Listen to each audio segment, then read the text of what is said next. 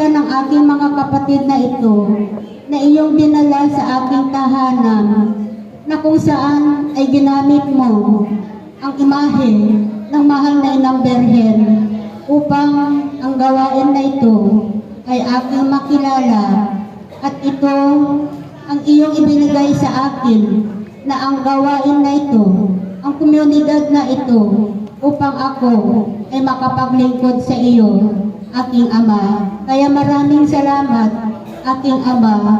Tulungan mo po ako na ako ay makapagpatuloy at makapagsimula ng gawain na kung saan ay doon mo ako dadalhin sa mga gawain na iyong pagdadalhan sa akin.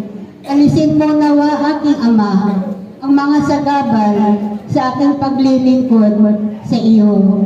At nawa, aking Ama, ang aking hanap buhay ay iyong palaguin upang ako ay makatulong sa aking pamilya. Nang sa ganon, ako ay magkaroon naman ng konting kita para ako ay magkaroon ng ambag sa aking pamilya.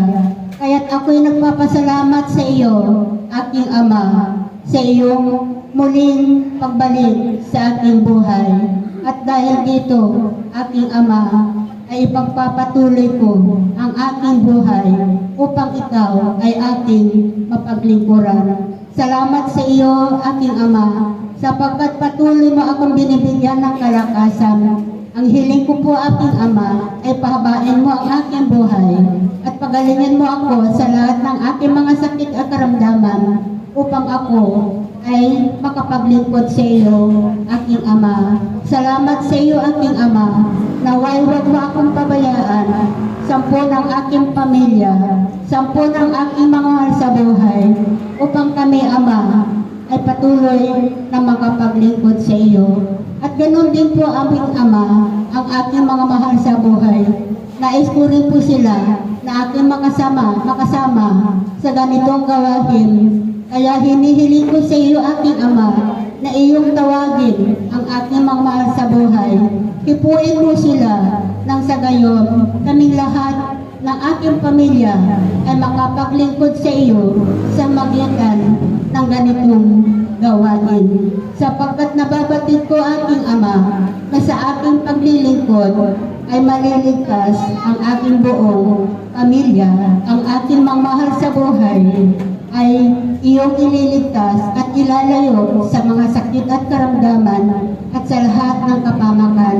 Kaya't ako'y nagpapasalamat sa iyo, aking Ama. Kaya Ama, ang lahat na papuri at pasasalamat at mataas na parangal ay aking ibinabalik sa iyo sa mamagitan ng iyong anak na si Jesus na nag-iisang aming tagapagligtas. Amen. Salamat po, aking Ama. Salamat.